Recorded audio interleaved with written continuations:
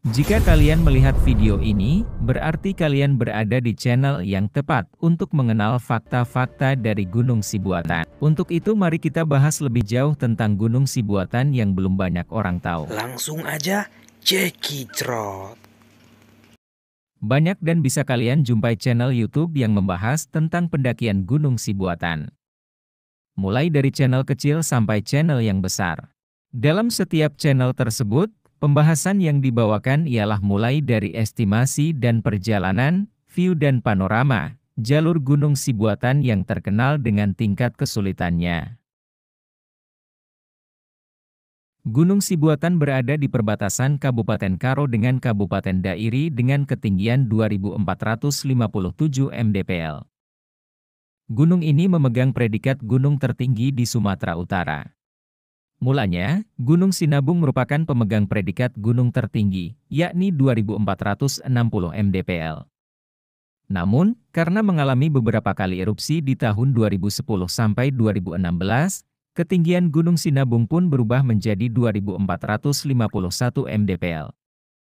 Keberadaan hutan rimba Gunung Sibuatan yang sangat lembab dan licin membuat keberadaannya sangat sukar untuk didaki. Khususnya pada musim hujan.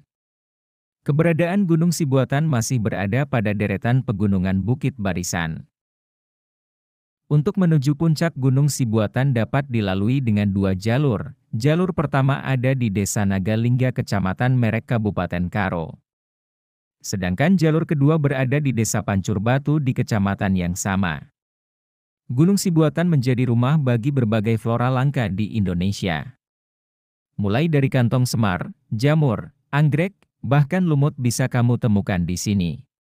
Ini disebabkan karena tingginya kelembapan udara dan masih sedikitnya eksplorasi hutan di kawasan Gunung Sibuatan yang memicu pertumbuhan lumut. Gunung Sibuatan terkenal sebagai salah satu kawasan gunung yang memiliki peraturan ketat bagi pengunjung. Saat ini, gunung dikelola oleh komunitas generasi muda pelestari atau Gempari. Ini dia beberapa peraturan yang wajib kamu ketahui dan taati. Registrasi pendakian.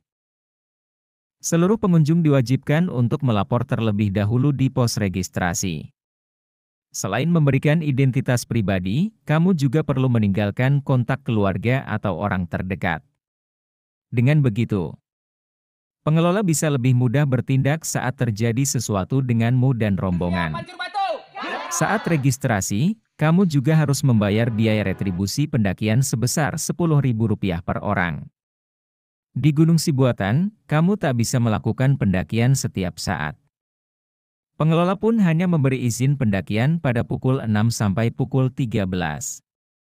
Jika datang lewat dari waktu tersebut, kamu akan diminta untuk menunggu hingga besok pagi. Waktu pendakian pun harus disesuaikan dengan data laporan yang kamu berikan saat registrasi. Apabila kamu berencana hanya menginap 2 hari di gunung, maka di hari kedua kamu harus turun. Jika tidak, tim dari Gempari akan datang menjemputmu. Pencatatan logistik pendaki. Saat registrasi, tim Gempari juga akan memeriksa barang bawaanmu. Di sini, semua barang bawaan, terutama logistik, peralatan dan makanan, akan dicatat lengkap hingga jumlahnya. Pencatatan ini untuk mengetahui apakah logistik kamu mampu mendukung waktu pendakian yang direncanakan. Jika logistik dianggap kurang, maka kamu harus melengkapinya terlebih dahulu untuk mendapatkan izin pendakian. Ketatnya peraturan kebersihan. Pencatatan logistik sebelumnya juga dilakukan untuk mengetahui potensi jumlah sampah yang akan dihasilkan pendaki. Menariknya, barang bawaan pendaki akan diperiksa kembali setibanya di pos registrasi. Mereka akan memeriksa apakah sampah yang kamu bawa turun sudah sesuai dengan jumlah pencatatan saat registrasi. Jika ketahuan meninggalkan sampah, maka kamu akan didenda Rp500.000 atau kerja bakti membersihkan kawasan desa. Cukup menarik bukan? Peraturan ini pun bisa melatih sikap peduli pengunjung terhadap lingkungan. Tanaman obat. Disebutkan jika hasil wawancara dengan masyarakat terdapat 12 jenis tumbuhan obat.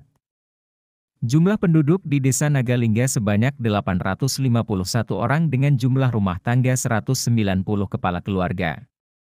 sehingga wawancara dilakukan 10% dari jumlah rumah tangga yang ada. Namun, peneliti mengidentifikasi jenis tumbuhan obat di kawasan Gunung Sibuatan sebanyak 16 jenis.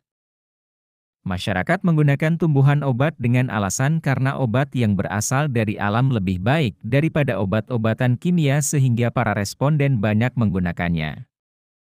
Tumbuhan obat ini lebih efektif daripada obat kimia karena obat dari alam memiliki efek samping yang lebih rendah daripada obat lainnya.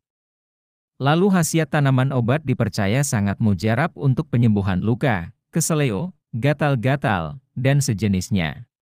Jangan lupa subscribe, like, komen, dan share video ini kalau bermanfaat. Terima kasih sudah menonton, nantikan informasi lainnya seputar aktivitas luar ruangan di channel ini. Sampai jumpa.